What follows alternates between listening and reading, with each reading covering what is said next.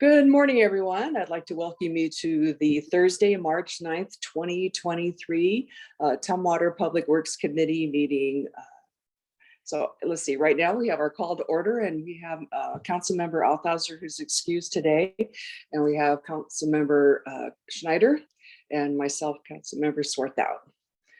So on our first agenda item is we have the consultant agreement with Tierra Right-of-Way Services Limited for right-of-way services on the X Street Roundabout project. And we've got Brandon up. Good morning, Councilmember Swarthout and Schneider. I'm Brandon Hicks, Transportation and Engineering Director for the city, and I am here to briefly discuss an agreement for right-of-way services for the X Street Roundabout. It is a fairly straightforward boilerplate agreement. The project does have federal funds, and so we have to use agreements that the Washington State Department of Transportation provides to us. I did provide a similar update on this project late last summer or early fall, so some of this is probably going to be a little bit of repeat information. And I'm not showing my slides, so I'll go ahead and show that now. And I trust everyone can see that. Okay, so drilling into the subject project, the X Street Roundabout is located at the intersection of Capitol Boulevard and X Street. We just decided to not start the project title with Capitol Boulevard on this one because it gets a little bit old. A roundabout was prescribed in the Capitol Boulevard corridor plan, and then it was also, the need was also verified during the feasibility study, which we did after the corridor plan. Project limits are from just north of W Street to a few hundred feet south of X Street, and then it also includes both sides of X Street as an approach. It'll be between 100 and 200 feet of X Street that it includes on each side. The current schedule is shown on the slide. We're probably about 95% done with design. I mean, for all intents and purposes, we are complete with design, but we have a few more comments that we're going through before we actually stamp it as complete. We started to work on some of the background activities for right-of-way last year, and then we'll immediately start working on negotiating with and talking to the property owners as soon as the agreement is signed. We anticipate right-of-way acquisition will take about 2 years, but we're affording ourselves a little bit more if need be. Our goal is to construct the project in 2025, and it should be able to be complete in one construction season. So on this screen, it is the right-of-way plan, and I believe I included this as an attachment to the staff report. We are acquiring property rights from 8 separate parcels, and I want to say it's 6 owners. It could be 7, but 8 separate parcels. 2 of them are full takes. They're shown in the red shaded area, and I'll come back to those in just a minute. There are also 6 partial takes and 6 temporary construction easements, and those partial takes and construction easements are shown by these shaded areas on each of the parcels. All of these acquisitions are what is under the threat of eminent domain or condemnation, and really what that means is we're not actually going through the condemnation ordinance right now. But as we make offers, our letters do indicate that it is an eminent domain acquisition. It sounds terrible, but really what the language is about is invoking protections for the property owners under the Uniform Relocation Act. So it always sounds bad. The intent is good, but again, we're not going through the condemnation ordinance yet. So you are not approving, you or council, when it goes there, are not approving me to start actually going through litigation and condemnation process, but the offers will indicate that is what will happen.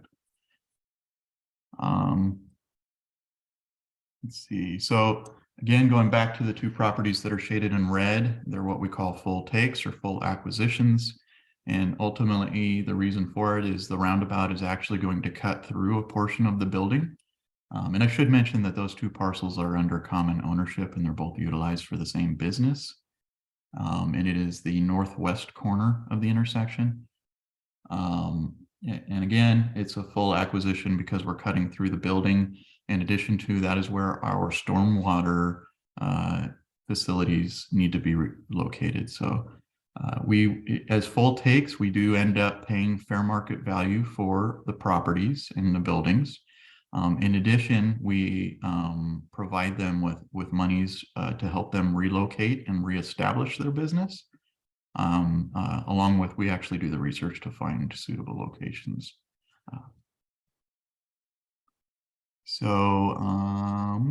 Let's see, I think, is there anything else I want to point out on this slide? No, that's good. So after advertising and reviewing proposals, we selected Tierra Right-of-Way Services as the preferred right-of-way consultant for this project. You know, we had two consultants that were pretty darn close, and Tierra ended up with a slight edge because we actually worked with them on segment A1 of the Deschutes Valley Trail, and that would be the part that goes from Tumwater Historical Park to Brewery Park. They were excellent to work with on our end, and we got good feedback from the property owners in that project, so it just seemed like a good fit. The agreement is for $150,000. You know, trying to fix the price on right-of-way consultant agreements is really, it's a shot in the dark. They don't have a whole lot of control on their actual time and expenses in this, because we don't know how receptive to the project the property owners are going to be. So it could be significantly less, and it could also be significantly more. But you know, as we know more, you'll hear from me at some point. Tierra Right-of-Way. So really what they're doing is they kind of act like a one-stop shop for us. The only function that they don't fulfill in the right-of-way acquisition is essentially management and oversight of all the work, and that is me.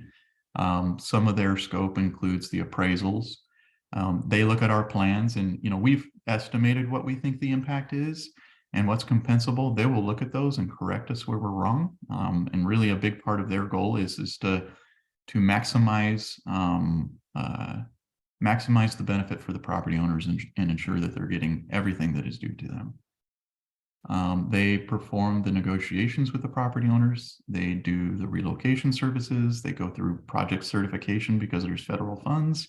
So again, they're really a one-stop shop. And then I just make sure that they're doing their job correctly and keep the city out of trouble. Along with, I also work with negotiating with the property owners. I'm sort of the city's representative and sounding board. So talking about funding a little bit, we have been incredibly successful at getting grants for this project, and it's sort of not the typical way for us. Usually we try to get one large grant.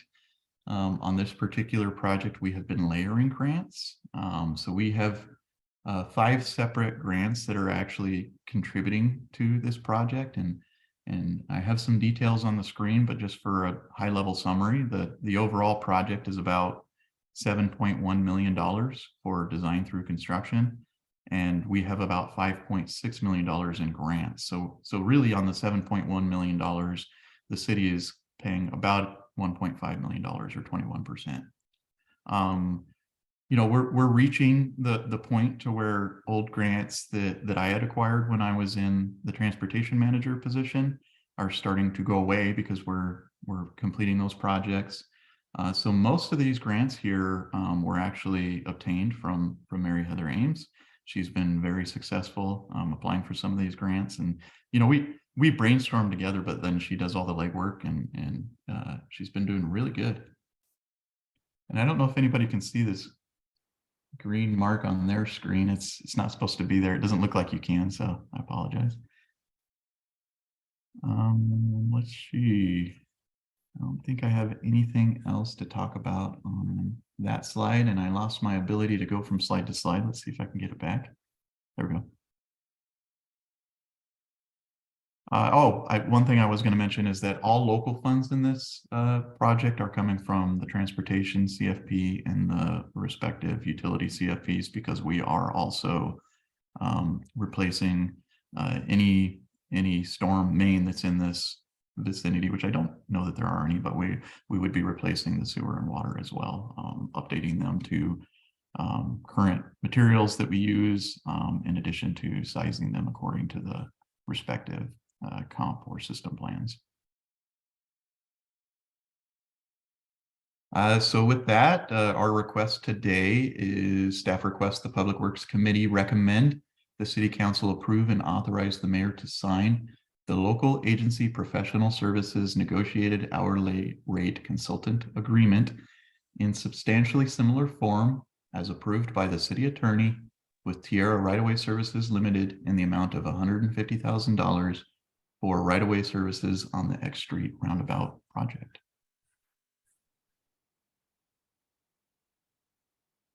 And that's all I got. Hopefully I stopped sharing. Go ahead, Councilmember Schneider. Thank you so much. Thank you for that, Brandon. That's certainly great news. So, we mentioned the X Street project, and I know we're going to have quite a few roundabouts on Capitol Boulevard. Why did we choose X Street over maybe some of the other streets, maybe closer to it, the development area on Trosper and Capitol? So there is only one more roundabout. So the roundabouts on Capitol, starting from north, heading south. The first one is obviously at Trosper Road that we're pursuing now. The next one on Capitol Boulevard is at P Street. And we're not pursuing that one right now because a large portion of the property needed for that roundabout are actually part of the old WashDOT Olympic Region facility there. They are working through planned disposition of the property, and I believe that there's a good chance that some of the soil out there might be contaminated because it's been essentially a public works facility for decades and decades. So really, we need to wait and see what's going to happen with the property and if there's any opportunity to participate. So that's why we kind of bypassed T Street. X Street was the next one in line. And then the only other one is the Dennis Street roundabout. And the reason that we didn't pursue that one right now is that we're sort of gearing ourselves up to pursue Safe Routes to School funding for the Dennis Street roundabout. And because we were able to layer a bunch of funds, we knew that some funds were going to be available that we wanted to apply for. We went for the X Street roundabout because it's more expensive. So that was really how the selection was made. Thank you. Yeah, I like that. Thank you so much for that. And also, you highlighted an area that had two buildings in red. Without me getting in my car and driving down the X Street, what are those businesses? So it's one business. There are two parcels that one business owns, and that is the Chehalis Sheet Metal. Okay, thank you. Business. And that's all I have. Okay. I have a couple of questions. Let's see, on the timing of this, as far as it could take time to negotiate with the landowners then. And so I was wondering like the timing and I was thinking about like what happened over on College Street. It took them a while to be able to negotiate right away with the people there. So I was wondering, and that was like 10 years or something. So are we looking at something that's going to take that long or hopefully be able to wrap it up? I guess it just depends on the people. Sort of, it's twofold. So our project requires a significant amount less right away. We've got a significant amount less acquisition areas to work with. I'm not going to say that we're thinking that it's going to be simple or not. We're actually anticipating that some of the acquisitions will be quite difficult.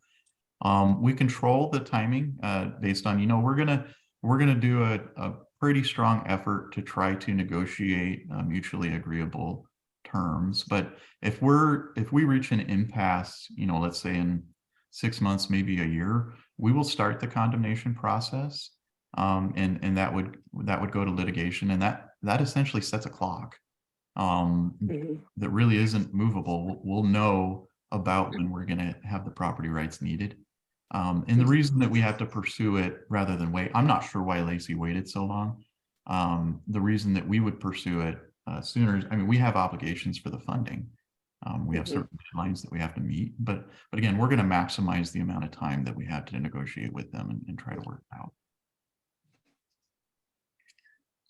And I guess my second question is, I appreciate, like we had a presentation for the passage that we're doing, the fish passage, they got full funding. So I'm wondering, with the new, the bipartisan infrastructure bill that came out, I probably should talk to Mary Heather later about it, but just curious about what other funds that may be available, or is it part, the timing and everything like that, if we can even, like even fully fund this with some of the things that are out there right now. I mean, we'll keep our eyes out. It's highly unlikely that we're going to find something that could match this year. We can't get more federal funding because we've maximized the federal funds on this project. With federal funding, we have to have at least 13.5% of other sources of funds. There are other grant awarding agencies that we could potentially get funds from, but really most of them we already have funding from on other projects, and they usually try to spread the funds around. And I mean, in this particular region, definitely when you consider population, I think we've been the most successful the last few years. So I doubt that anybody's going to feel sorry for Tumwater having to spend $1 million. Okay, just thought I'd ask. We've been getting these presentations like on climate and then transportation things, the money that's out there. And so, yeah, just curious how that'll all work out for the jurisdictions and states. So, all right. Okay, well, Councilmember Schneider, do you have any other questions for Brandon? I do not.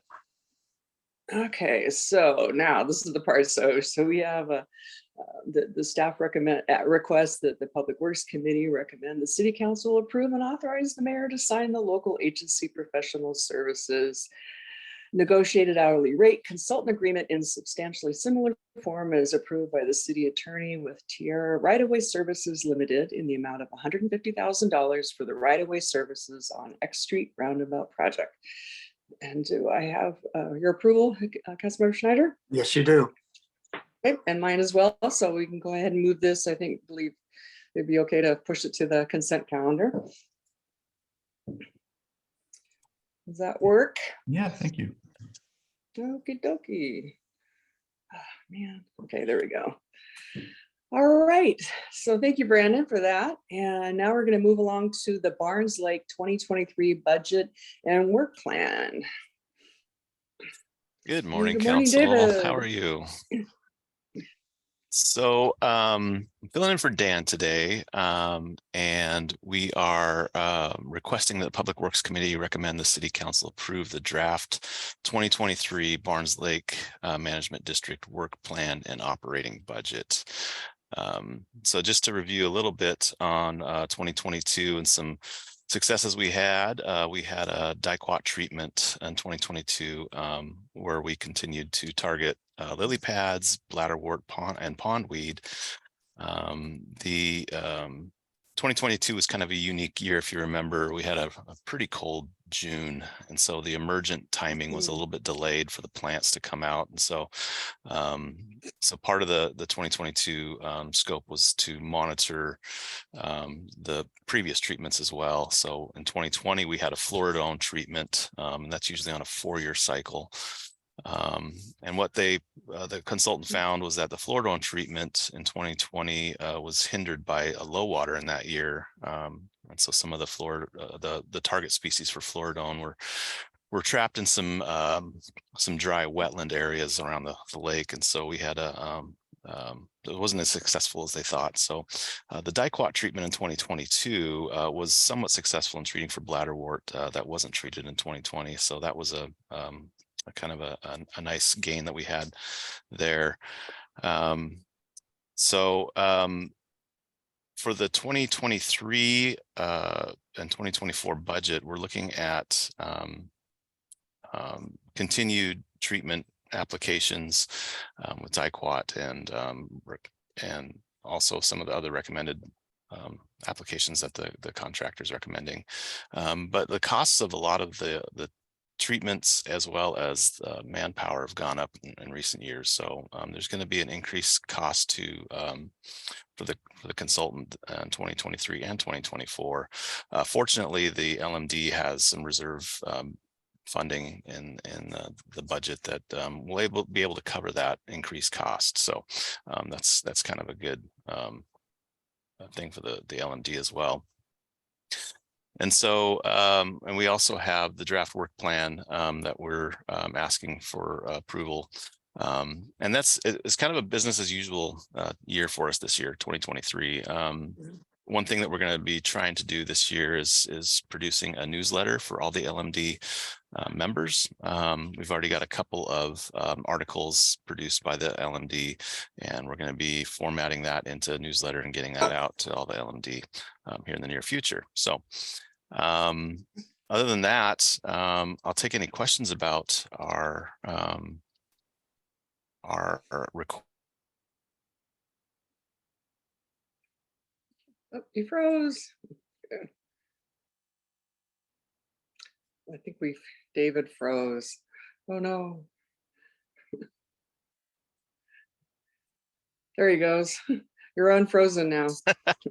Sorry, the internet's a little spotty down here down in the Right. basement. But Yeah. did you guys get everything, or did I need to repeat anything? No, you just asked me any questions and I was Oh, gonna okay. Yeah. Yeah. ask Member Schneider if he had anything that he wanted to ask about. So.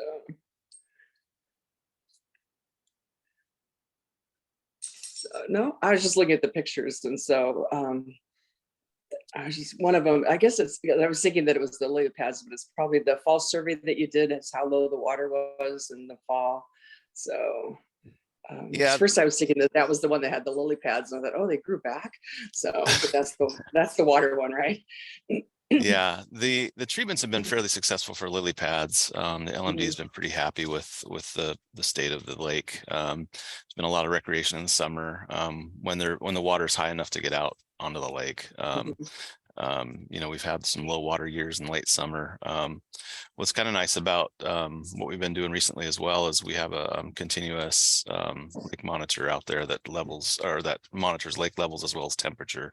So so we've been able to put some data behind some of our treatments as well and see what the optimal time is for treatments and whatnot. So that's been another positive for us. That's good. And the beavers are behaving themselves? The beavers, hey, we're winning the beaver war. This has been great. This has been Okay. a good year. I'm actually presenting on beavers coming up at a conference in April. Oh, are you really? Yeah, some of our Oh, fun. beaver management strategies have been wildly successful, and we want to share our story. So that's pretty cool. Yeah.